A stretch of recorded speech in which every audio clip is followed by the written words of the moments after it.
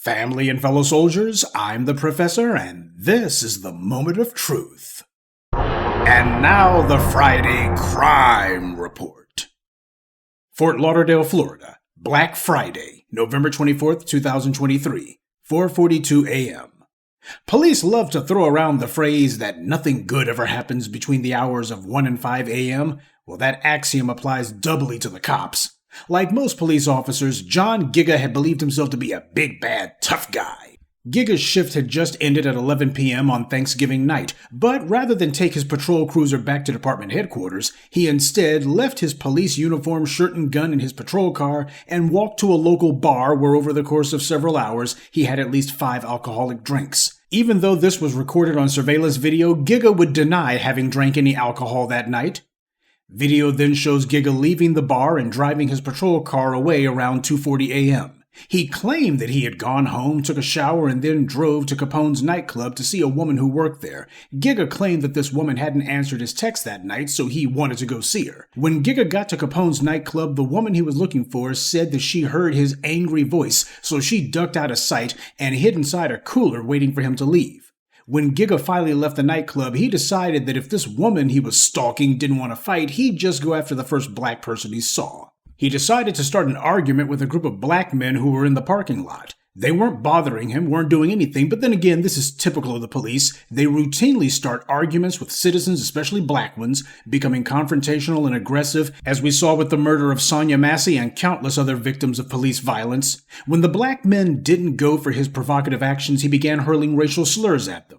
They gave this racist another pass, not that they owed it to him, but these are decent citizens, civilized men, not reprobate trash like this white supremacist cop. Well, he must have really been drunk because he totally forgot that he didn't have his gun with him, and the encounter went, well, the way you would expect. As the black men tried to leave in their car, the video shows Giga walking beside it, pounding his chest and hitting the car window with a closed fist. That was the last straw. The driver of the vehicle got out, and Giga made his final mistake of the night. Rather than apologize for his boorish behavior, he instead decided to take a fighting stance. The driver punched Giga in self-defense and stood his ground along with his friends, and so the toughest guy in the police department became the toughest guy on the pavement. He had tried to claim that he was breaking up a fight, but the video made it clear that the only person who was fighting that night was him. When the video of Giga's violent behavior that night became public, rather than fire this guy, the police predictably placed him on paid administrative leave.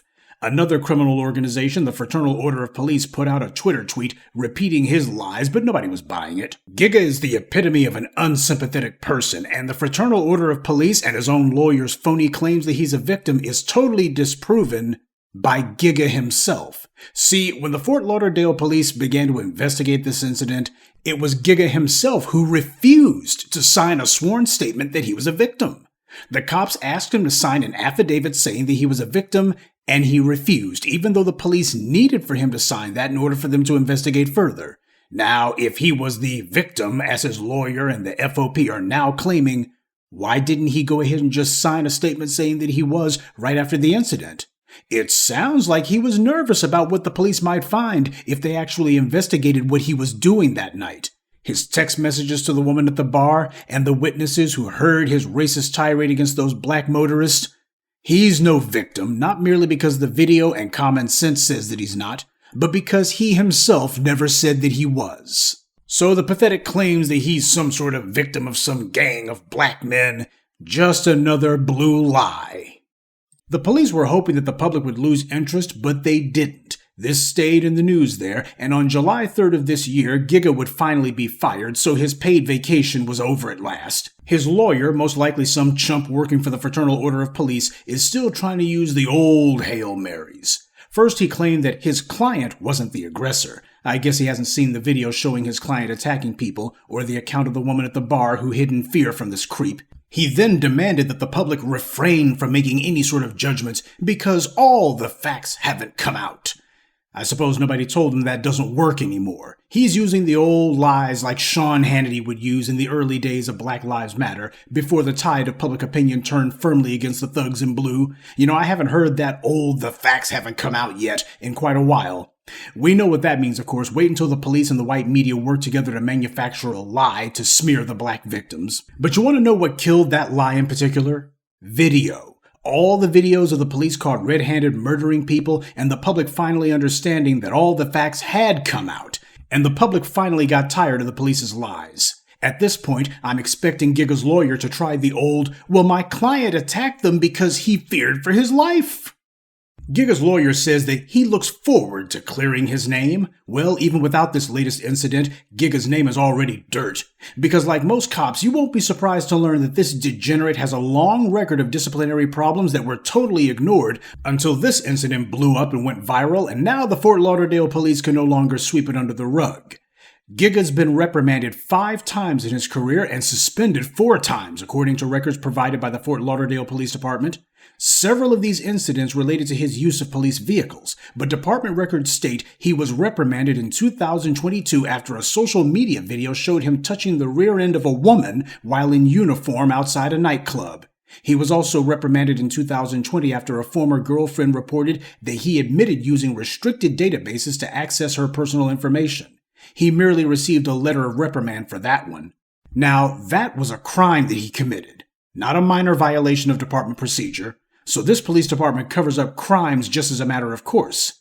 Giga's not the only one in that department who needs to be fired or charged. That's what this tells me. And remember how Giga had said that the entire reason that he went to Capone's nightclub in the first place was to go see a woman because she hadn't been returning his text? Well, as it turns out, one of those texts that he sent to her that night said, "About to show up and F everyone up."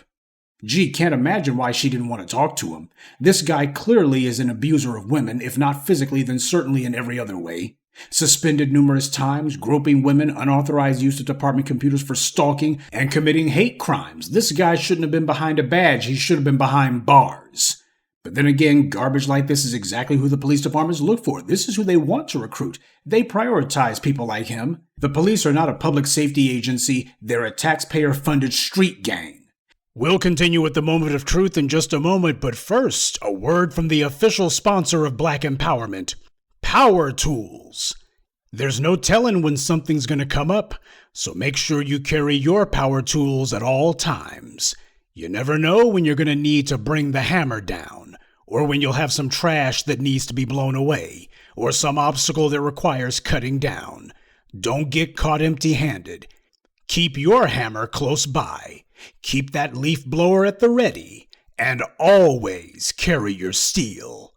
Power Tools, because no matter what your day job or side hustle may be, there's no excuse for not being ready to put in some work. And while we're on the subject of women, there's one more predictable wrinkle to this story. Stripped of his lies and excuses and exposed as a racist, Giga fell back on the old typical lie these racists rely on. He claimed that he can't be a racist because he has a black girlfriend.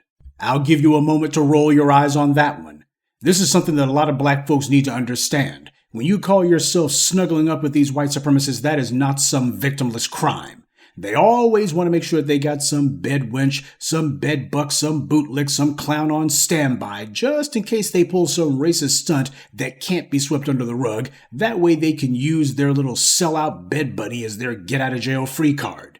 The black citizens who stopped this rogue cop have not been charged, nor should they be. They're heroes. The mayor should be inviting them to City Hall and presenting them with a citation or merit badge or something. This creep went to the bar that night to menace and threaten a woman, and then he attacked other people, and these citizens protected the public from a violent thug. But there's no reward or air of celebration because the heroes are the wrong color, especially considering who they protected the public against.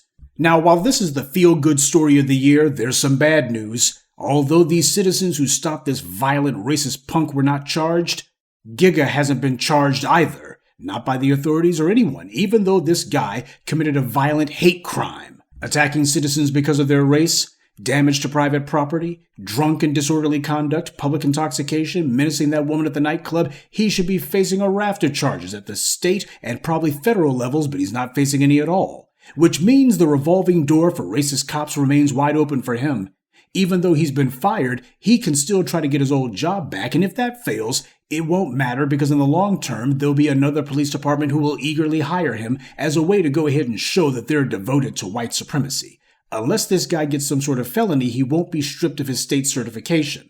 So even after all this, after the tons of reprimands, the huge national scandal, and the crimes that he's committed, they're not going to enforce the law. Because when this creep took that L and got stomped out, all these little thugs with badges and their little friends of the DA's departments and such, they took that L right alongside him. They felt like they got crushed too. He messed around and found out, and so did the rest of them.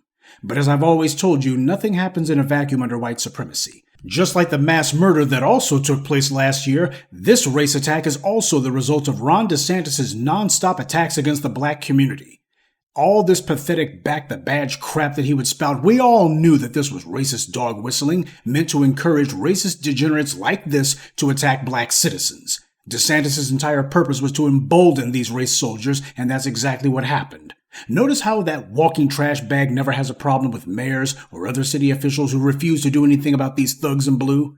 The GOP-controlled legislature in Florida gave him the ability to violate the Constitution and remove elected government officials simply because. But he never does anything about this. We see police starting fights with black citizens all the time. They show up and begin mouthing off to black citizens, being confrontational, argumentative. We saw this with the murder of Sonia Massey. We see it all the time. The police live in a constant state of fear, not because of the public's not threatening them at all. They live in fear because cowards are inherently terrified of their own shadows. Yeah, they try to do that phony tough guy crap, but it's like a monkey in the jungle hoping that a lot of posturing and loud noises will deter others from ever challenging them. Police know that 99% of citizens don't carry guns on them, so as they see it, they have the citizens at a disadvantage most of the time. But they live in fear anyway for the day when they don't get the drop on the citizens. Black people have a right to be safe and secure wherever we are, in our homes, at work, in public, and yet we see police targeting black people in all of these places. Black people are under no obligation to simply stand still and be killed. We have a right to self-defense against anyone who's trying to harm us. Every black person has a right to protect themselves against whatever level of violence that the police are trying to use against us. Kenneth Walker defended himself the night the Louisville police murdered Breonna Taylor, and these black men defended themselves last year also. The white media, and that includes YouTube, doesn't want black people thinking that they have a right to be safe, so they censor messages like this.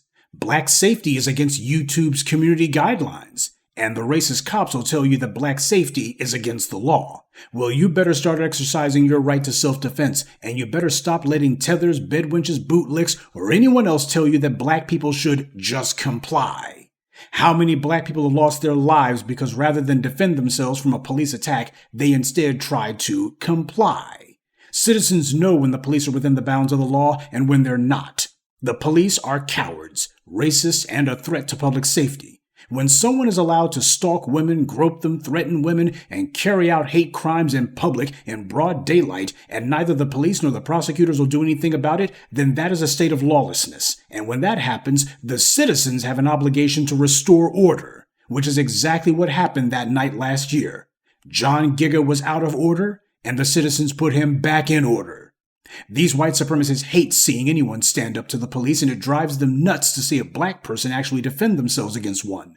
To them, they worship the cops because it's the one profession where they think that they can carry out their cowardly anti-black ambushes and get away with it. So you can guess they don't want any bricks taken away from that wall. They live in fear that the idea of black self-defense might become habit-forming. And speaking of walls, the racist ex-cop John Giga ran headfirst into one that night. Not a blue wall, but a black one. And that's this week's Friday Crime Report. Keep your eyes open and stay on alert, because there's a lot worse criminals out there than the ones the white corporate media chooses to show you. Good day, and be one. I'd like to take a moment to mention some of our contributors: Rhonda Renee, Samuel Divers, Miss Debbie, Chris Pruitt, and Rebellious Zoe. Salute to them and thank you to everyone for listening, liking, and sharing this message. Black empowerment only exists because of you.